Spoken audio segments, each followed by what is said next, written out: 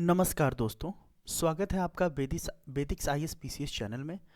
और आज हम बात करने वाले हैं वित्त आयोग से के संबंध में। तो क्या होता है वित्त आयोग या फिर फिनांस कमीशन और ये क्यों इम्पोर्टेंट होता है। और हाल ही में 15वां वित्त आयोग ख़त्म होने वाला है जो अभी न्यूज़ में आया है, और 16वें वित्त आयोग के का जो शुरुआत होने वाले हैं और इसके नए अध्यक्ष भी बनने वाले हैं। संविधान में वित्त आयोग कहाँ पे दिया गया है, इसका क्या इम्पोर्टेंस है और वित्त आयोग का क्या कार्य होता है, उसका क्या क्या रिकमेंडेशंस होता है, कौन वित्त आयोग के सदस्य होते हैं और उसको कौन अपॉइंट करता है, और यहाँ से पूछे जाने वाले प्रश्न सारे हम लगभग इसी वीडियो में हम लोग कवर कर लेंगे, जो कि किसी भी एग्ज़ाम के पर्सपेक्टिव से मोस्ट इम्पोर्टेंट रहेगा। आगे देखते हैं दोस्तों कि भारत के संदर्भ में हम लोग देखेंगे कि फिनांस कमीशन क्या है। ठीक है दोस्तों, तो फिनांस कमीशन एक कॉन्स्टिट्यूशनल बॉडी है। कॉन्स्टिट्यूशनल बॉडी होने का मतलब ये होता है कि जो संविधान के किसी न किसी भाग में हो या फिर किसी न किसी आर्टिकल में हो, वो होता है कॉन्स्टिट्यूशनल बॉडी। ठीक है दोस्तों, और ये भारत के संविधान के आर्टिकल 280 में है और भाग आपको 12वें में है, जिसमें फिनांस, प्रॉपर्टी, कॉन्ट्रैक्ट्स, सूट्स ये सब दिए गए हैं, जो कि आर्टिकल 234 से 300 ए तक है। और 281 के आर्टिकल में दिया गया है कि फिनांस कमीशन क्या क्या रिकमेंड कर सकता है। साथ ही दोस्तों बहुत ही इम्पोर्टेंट है, ये यूपीएससी वगैरह में बहुत बार ऐसे ऑप्शन में पूछ देता है कि ये कैसा बॉडी है। तो ये क्वाजी जुडिशियल बॉडी है। क्वाजी जुडिशियल बॉडी का अर्थ होता है कि जो उसका कुछ काम जो है न्यायिक भी होता है, मतलब जजमेंटल, मतलब जज जिस ढंग से निर्णय लेता है, ठीक, अर्ध न्यायिक इसमें हम कह सकते हैं वो होता है।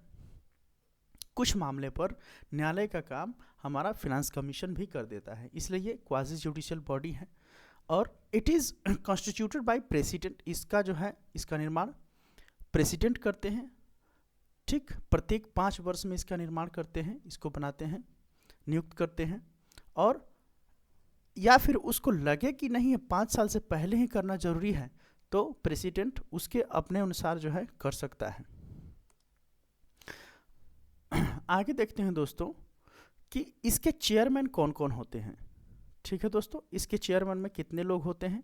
तो इसके चेयरमैन में मतलब कि इसके मेंबर्स और चेयरमैन को मिलाकर टोटल 5 लोग होते हैं, जिसमें एक होता है हमारा चेयरमैन और 4 अदर मेंबर्स होते हैं। और इसका अपॉइंटमेंट जो है ये प्रेसिडेंट के द्वारा किया जाता है। और ये ऑफिस कब तक इनका होल्ड करना होता है, तो जब तक प्रेसिडेंट चाहे उस हिसाब से इनका ऑफिस टेन्योर होता है। इनकी एलिजिबिलिटी की हम बात करें तो ये होता है, नीचे दिया गया है। और इन्हें सबसे इम्पोर्टेंट दोस्तों कि क्या इन्हें रीअपॉइंट किया जाता है कि नहीं। जैसे कि आप मान लीजिए कि यूपीएससी का जो चेयरमैन है उसे रीअपॉइंटमेंट नहीं किया जाता है, लेकिन वित्त आयोग का जो सदस्य हैं इन लोगों को रीअपॉइंटमेंट या फिर रीअपॉइंट किया जा सकता है इन लोगों को। अच्छा, इनका क्वालिफिकेशंस क्या होना चाहिए ये डिसाइड हमारा पार्लियामेंट करता है। ठीक, कि एक चेयरमैन और मेंबर्स का क्वालिफिकेशन हमारा पार्लियामेंट करता है, जिसमें क्या होता है दोस्तों कि 1+4, यानी कि एक हमारा चेयरमैन रहेगा और 4 हमारे अदर मेंबर्स होंगे। तो चेयरमैन कौन होगा ये होता है, ठीक है, एक्सपीरियंस इन पब्लिक अफेयर्स किसी के पास यदि है तो बहुत अच्छा से, यदि एक्सपीरियंस उसको पब्लिक अफेयर्स का, उसको जो है राष्ट्रपति क्या करते हैं कि chairman of finance commission FC बना देते हैं। और जो अदर मेंबर्स हैं, वो जो पहला मेंबर है वो हाई कोर्ट के जज का उसके पास ठीक वैल्यू होना चाहिए, या फिर qualified to be appointed as one, या तो वो हाई कोर्ट का जज हो या फिर उसके समतुल्य क्वालिफाइड हो। दूसरा जो पर्सन होता है वो उसके पास जो है स्पेशलाइज्ड नॉलेज होना चाहिए फिनांस और अकाउंट के क्षेत्र में। और तीसरा जो है वो एक्सपीरियंस व्यक्ति होना चाहिए फिनेंशियल मैटर्स को लेकर और एडमिनिस्ट्रेशन को लेकर। और जो हमारा चौथा मेंबर होता है वो होना चाहिए, स्पेशल नॉलेज होना चाहिए उसको इकोनॉमिक्स का। तो आप देखते हैं दोस्तों कि यहाँ पे एक हाई कोर्ट का मेंबर भी है और अदर जो अन्य मेंबर्स हैं वो एकदम पारंगत हासिल किए हुए अपने अपने क्षेत्र में होते हैं, इसीलिए इसको अर्धन्यायिक या फिर क्वाजी जुडिशियल बॉडी भी कहा जाता है। आगे देखते हैं दोस्तों कि आखिर फिनांस कमीशन का गठन होता क्यों है। ठीक, ये जो हमारा फिनांस कमीशन है, ठीक है, ये रिकमेंडेशंस करता है, फिनेंशियल रिकमेंडेशंस। ये राष्ट्रपति को रिप्रेजेंट करता है अपना रिपोर्ट, ठीक है, और वहाँ पे ये बताता है कि फिनेंशियल कंडीशन को कैसे और मतलब कि स्टेबल या फिर किस ढंग से हम टैक्सेस को बंटवारा करें राज्यों में ताकि सबका इकोनॉमिक ग्रोथ बना रहे और किसी के ऊपर इकोनॉमिक ज़्यादा बोझ ना पड़े, क्योंकि उनका भी एक हिस्सा है, वो बेसिकली एक फेडरल फिनेंशियल स्टेटस को कंटिन्यू करवाता है। तो ये क्या करता है, ठीक, ये डिस्ट्रीब्यूशन करता है किस चीज़ का, तो टैक्सेस का। किसमें भाई, स्टेट और सेंटर और स्टेट के बीच जो है ये टैक्स का बंटवारा करता है और ये अलोकेट करता है, ठीक, states and respective shares such proceeds कि किस स्टेट को, कि वहाँ का मतलब कि वहाँ का जीडीपी कितना है, वहाँ के लोग कितने हैं, इस हिसाब से ये देखता है फिनेंस कमीशन कि उसको कितना टैक्स में उसको कितना दिया जाना चाहिए, ये चीज़ करता है। दूसरा क्या करता है, ये जो प्रिंसिपल है ग्रांट्स का, कि ग्रांट सेंटर क्या करती है, ग्रांट देती है स्टेट्स को, तो ग्रांट्स कितना देना है और वो कहाँ से दिया जाता है, तो ये दिया जाता है कंसोलिडेटेड फंड ऑफ इंडिया, जो संचित निधि होता है, जो संचित निधि होता है, वहाँ से फिनांस कमीशन बताती है कि किस राज्य को देना है या फिर नहीं देना है। मीजर्स नीडेड टू ऑगमेंट, यदि उसको लगे कि कंसोलिडेटेड फंड ऑफ इंडिया से स्टेट को कितना देना है, सप्लीमेंट बढ़ाना है, ठीक, रिसोर्सेज को, जैसे कि पंचायत और म्यूनसिपैलिटीज़, जो यदि मान लीजिए कि स्टेट का कोई फिनांस कमीशन है, वो रिकमेंड कर रहा है फिनांस कमीशन के पास, सेंट्रल फिनांस कमीशन के पास, कि यहाँ पे इतना रुपयों का खर्चा है, तो वो जो है रिकमेंड फिर ऊपर करता है राष्ट्रपति को और वहाँ से उस स्टेट को पार्टिकुलर रूप में मिलता है उसका अलोकेशंस। चौथा है दूसरे मैटर्स। जो दूसरे मैटर्स हैं, जो राष्ट्रपति को लगे कि ये अच्छे फिनांस के लिए ज़रूरत है, तो राष्ट्रपति को यदि लगता है कि ये चीज़ हमारे देश के इकोनॉमिक ग्रोथ के लिए फिनेंशियल इंक्लूजन में मदद करता है, तो वो चीज़ जो है फिनांस कमीशन रिकमेंड कर सकती है। 1960 तक क्या होता था दोस्तों, ये कमीशन जो है सजेस्ट करती थी ग्रांट, किसको, तो असम को, बिहार को, उड़ीसा को और वेस्ट बंगाल को, ठीक, in lieu of assignment of any share, the net proceeds in each year export duty on jute products। इन सब जूट, और चूँकि जूट आप देखते होइएगा कि असम में, बंगाल में खूब होता है, बिहार के पूर्वी इलाके में होता है, उड़ीसा के उत्तरी पूर्वी इलाके में होता है और पूर्वी इलाके में होता है।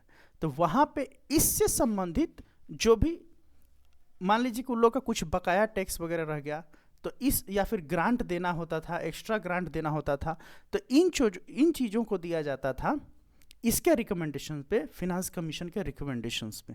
तो आप देख सकते हैं कि इसके कितने सारे काम हैं भारत में, इसलिए फिनांस कमीशन बहुत महत्वपूर्ण है। दीज ग्रांट्स वर, ये शुरुआती के, ठीक, टेम्परेरी पीरियड के लिए 10 वर्ष के लिए ही ये दिया गया था कॉन्स्टिट्यूशन में कि 10 साल के लिए ही लोगों को ग्रांट दिया जाएगा। The commission submits its report to the president, ये प्रेसिडेंट को अपना रिपोर्ट सबमिट करती है finance commission. He lays it before both the houses, और प्रेसिडेंट इसको क्या करते हैं कि दोनों हाउसेस के सामने रखती है, टेबल करती हैं, और एक एक्सप्लेनेटरी मेमोरेंडम देती है कि ये जो रिकमेंडेशन है इसको कैसे जो है फॉलो किया जा सकता है, कैसे एग्जीक्यूट किया जा सकता है। बट मोस्ट इम्पॉर्टेंट चीज़ ये है कि ये जरूरी नहीं है कि जो फिनांस कमीशन जो कहे उसको पालन ही किया जाए, क्योंकि ये एडवाइजरी नेचर का होता है। इसका नेचर क्या होता है, एडवाइजरी होता है, ये बाइंडिंग नहीं होता है कि ये मतलब मैंडेटरी नहीं होता है, गवर्नमेंट के ऊपर इसको पूरा ही करना है। ठीक है दोस्तों, कहता है कि ये कहीं भी नहीं लिखा है संविधान में, कहीं भी नहीं लिखा है कि जो फिनांस कमीशन का जो रिकमेंडेशन है वो पूरा किया जाए। यदि वैसा अगर लीगल हो जाता तो लोगों के लिए या फिर सरकार के लिए, स्टेट गवर्नमेंट के लिए ये लीगल राइट हो जाता, जो कि कोर्ट में लोग जा सकता था, लेकिन ऐसा नहीं है। पीवी राजमन्नार जो कि चेयरमैन थे चौथे फिनांस कमीशन के, ठीक, तो ये क्या किया कि फिनांस कमीशन एक क्या है, कॉन्स्टिट्यूशनल बॉडी है, expected to be quasi judicial होना इसको, जो कि फिनांस के जब कॉन्स्टिट्यूशनल बॉडी आमतौर पे क्या होता है, क्वाजी जुडिशियल बॉडी होता है। It's recommendation should not be turn down. क्योंकि ये क्वाजी जुडिशियल बॉडी है, जैसे कि न्यायालय जो है, न्यायालय मतलब कि कोर्ट, सुप्रीम कोर्ट हो, हाई कोर्ट हो या फिर कोई भी कोर्ट हो, उसका जो ऑर्डर्स होते हैं आमतौर पे किसी भी हालत में उसको पूरा करना होता है गवर्नमेंट को या फिर किसी भी व्यक्ति को, किसी भी बॉडी को। तो ये जो पीवी राजमन्नार थे, फोर्थ फिनांस कमीशन के चेयरमैन थे, इनका कहना ये था कि फिनांस कमीशन तो एक कॉन्स्टिट्यूशनल बॉडी है और ये एक क्या है, क्वासी जुडिशियल बॉडी है, तो ये एक न्यायालय का भी काम करती है। तो इस कंडीशन में इसके रिकमेंडेशन को पूरा करना चाहिए एट एनी कॉस्ट, बट लेकिन वेरी कंपेलिंग रीजंस होना चाहिए। ऐसे रीजंस होना चाहिए, जरूरी है कि गवर्नमेंट इसका रिकमेंडेशन को फॉलो करे ही करें, लेकिन यदि वो रीज़न जो कि बहुत ज़्यादा नेसेसरी है साउंड इकोनॉमी के लिए या फिर ग्रोथ ऑफ इकोनॉमी या फिर फिनेंशियल इंक्लूजन के लिए ज़रूरी है, तो उसको सरकार जरूर करेगी। Constitution of India envisages finance commission as the balancing wheel. Bharat का संविधान जो है ये एक बैलेंसिंग चक्र के रूप में देखती है फिनांस कमीशन को। कैसे? Fiscal federalism in India. Fiscal federalism मतलब कि जो हमारा वित्त है, जो हमारा टैक्स है, इसको कितना स्टेट के पास होना चाहिए, कितना सेंटर के पास होना चाहिए, ये बैलेंस करना बहुत ज़रूरी है। इसीलिए इसको बैलेंसिंग व्हील्स भी या फिर व्हील भी कहा जाता है। लेकिन 2014 तक centre state physical registration was undermined. इसमें क्या हस्तक्षेप कर देता था, उस समय प्लानिंग कमीशन था। तो जो क्या होता था कि जो फिनांस कमीशन जो ऑर्डर देती थी उसको ये ओवरलैपिंग, वो भी अपना इसमें राय देते तक था प्लानिंग कमीशन की, नहीं ऐसा होना चाहिए। तो ये हौच पौच सा कंडीशन हो जाता था और वैल्यू जो है, ठीक, वैल्यू फिनांस कमीशन का कम हो जाता था। ठीक, जो कि प्लानिंग कमीशन कैसा बॉडी है, एक नॉन कॉन्स्टिट्यूशनल, जो कि संविधान में नहीं है। ये कई बार क्वेश्चन ये पूछ चुका है कि प्लानिंग कमीशन कैसा बॉडी है, तो ये non constitutional and non statutory body है। नॉन स्टैट्यूटरी बॉडी है। स्टैट्यूटरी मतलब लॉ, ना ही ये किसी लॉ के द्वारा बनाया गया है और ना ही ये कॉन्स्टिट्यूशनल में है कहीं। Rajamannar, chairman of fourth finance commission, highlighted the overlapping, जो ये जो दोनों का जो ओवरलैपिंग है, finance commission and planning commission, ठीक, इसको हाईलाइट किए, सरकार को बताए, रिस्पॉन्सिबिलिटीज़ को बताएं इसके कि क्या क्या क्या इसके रिस्पॉन्सिबिलिटीज़ कैसे ओवरलैप हो रहा है फिनांस कमीशन और प्लानिंग कमीशन का। तो और क्या था, फेडरल फिस्कल ट्रांसफर्स। ठीक, फेडरल फिस्कल ट्रांसफर में कैसे ये दोनों एक दूसरे को ओवरलैप करते हैं, ये चीज़ उन्होंने हाईलाइट किया। तो क्या किया गया, 2015 में प्लानिंग कमीशन को रिप्लेस कर दिया गया नीति आयोग से, जो कि इसका फुल फॉर्म बहुत बार पूछ चुका है, इंस्टीट्यूशन फॉर ट्रांसफॉर्मिंग इंडिया होता है। और उसके बाद से ओवरलैपिंग खत्म हो गया, स्वतंत्र हो गया दोनों बॉडी। तो इस हिसाब से दोस्तों यहाँ तक इसकी कहानी है। और कुछ इम्पोर्टेंट फैक्ट्स हम लोग देख लेते हैं फिनांस कमीशन से संबंधित। इसका गठन 1951 में हुआ, ठीक है। आप देखिएगा कि 1950 में तो हमारा संविधान लागू हुआ 26 जनवरी को पूरे देश में, और ये 1951 में बना। तो निश्चित रूप से ये संविधान में नहीं था उस समय, लेकिन 73वां और 74वां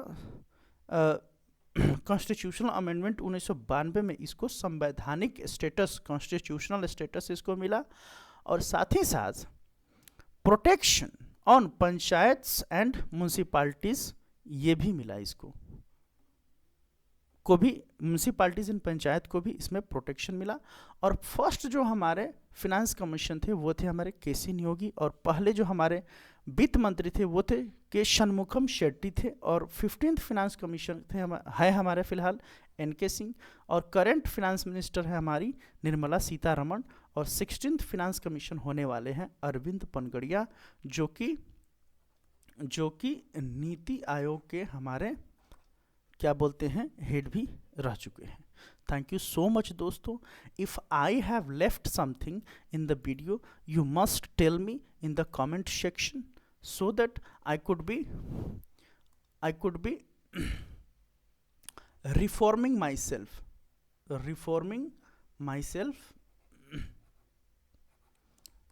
in the video, and और कैसे हम इसको जो है सुधार करें, या फिर मान लीजिए कि बहुत सारे मिस्टेक्स होते हैं, ठीक, मिस्टेक्स होते हैं, आप हमको बताइए। कुछ हम छूट गया है, बोलने के क्रम में कुछ गलती हो गया है, वो आप हमको बता सकते हैं। इस ढंग से हम ज़्यादा से ज़्यादा अच्छा वीडियो लाने का कोशिश करेंगे। ये सारी चीज़ें जो दोस्तों आपको बताई गई हैं बहुत ज़्यादा इम्पोर्टेंट है, किसी भी पीसीएस, खासकर यूपीएससी और बीपीएससी और किसी भी एग्ज़ाम के लिए बहुत इम्पोर्टेंट है। Thank you so much.